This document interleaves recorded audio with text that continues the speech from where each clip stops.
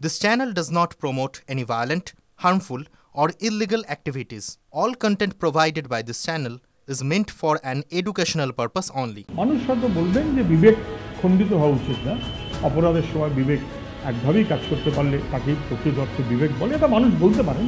কিন্তু আমি মনে করি না যে উনি যেটা বলছেন সেটা ওর দিক থেকে কোনো বেশি কাজ হয়েছে। কখনো আন্দোলনের সমর্থন করেছেন, মনে হয়েছে তাই করেছেন, কখনো মনে হয়েছে এখন আর করার দরকার নেই, তাই উনি করেননি। এই সুযোগ বা অধিকার প্রত্যেকটি মানুষের আছে, সবারই থাকা উচিত। 2 বছর, 5 বছর, 7 বছর চলছে, যতদিন ধরে কনস্ট্রাকশনের কাজ চলবে, ভাঙা চোরা ইত্যাদি ইত্যাদি, তত বেশি কাটমানি, তত বেশি টাকার বকরা, তত বেশি কালীঘাটের 75 ভাগ। সেইটার জন্য মানুষকে বিপদে ফেলতে হবে। কেন এত বছর সময় লেগেছে? কেন কাজ সময় মতো হয়নি? কেন কলকাতা কর্পোরেশন দেখভাল করেনি? কেন কালকে ঘটনার পর কাউন্সিলর যায়নি? কেন কালকে ঘটনার পর মেয়র যায়নি, মন্ত্রী যায়নি, কেউ যায়নি? কেন? মায়ের কোল খালি হচ্ছে আর ওরা উৎসবের আনন্দে আবহে নেচে বেড়াচ্ছে। খুব দুর্ভাগ্য। তৃণমূলের দুষ্কৃতীরা মানুষকে আক্রমণ করলো, মারধর করলো, দুষ্কৃতীদের বিরুদ্ধে কোনো ব্যবস্থা নেই। আর যারা বিক্ষোভকারী, সেই মানুষের উপরে পুলিশের যত উষ্মা, বোঝা যায় যে পুলিশ তার নিজের দায়িত্ব পালন করতে ব্যর্থ। আন্দোলন চলুক, কিন্তু মানুষের পরিষেবা যেন ব্যাহত না হয় সেটা খেয়াল রাখতে হবে। একে অপদার্থ সরকার, মানুষ বিপর্যস্ত, পরিষেবা ঠিকমতো দেওয়ার সুযোগ নেই। যতটুকু সুযোগ আছে সেইটুকু অন্তত মানুষকে দেওয়ার ব্যবস্থা করতে পারলে ভালো হয় বলে আমার ধারণা। সিনিয়র ডাক্তাররাও মনে করতে পারেন, জুনিয়র ডাক্তাররাও সেরকমভাবেই ভাবতে পারেন বলে মনে হয়। কিন্তু ওর ব্যাপার, ওদের আন্দোলন, ওদের সিদ্ধান্ত। আমরা চাই আরজিকরের ভয়াবহ ঘটনার বিচার।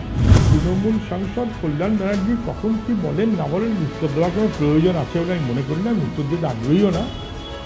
তিনি আন্দোলনের ব্যাপারে কম পরামর্শ দিলে ভালো হয়, বরং তার পারলে বলা উচিত যে রাজ্য সরকারের কোটি কোটি টাকা, মানুষের ট্যাক্সের টাকা সরকার উকিলদের মারফত লুট করাচ্ছে কেন, এটা পারলে তিনি উত্তর দিন।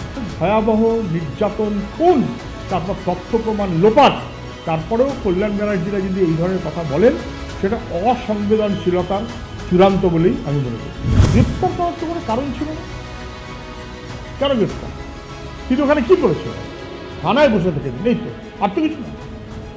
সেইটা পুলিশের কাজে বাধা দেওয়া। আর পুলিশ যে কাজের পর কাজ করছে না, তথ্য প্রমাণ লোপাট করছে, সেটা হচ্ছে পুলিশের কাজ।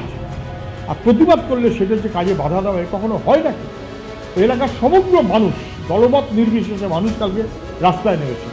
মানুষের আন্দোলনের স্পেস রেখে আমাদের চলা উচিত। তিলোত্তমা তার পরিবারে যে অনুষ্ঠান করছিল, চিঠি দেখেছেন, চোখে জল আসবে।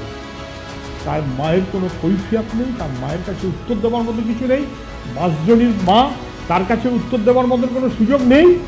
মায়েদের কোল খালি হচ্ছে। আর তখন যারা উৎসবের ঢাক বাজাচ্ছেন তারা খুব সমীচীন কাজ করছেন বলে আমি মনে করি না।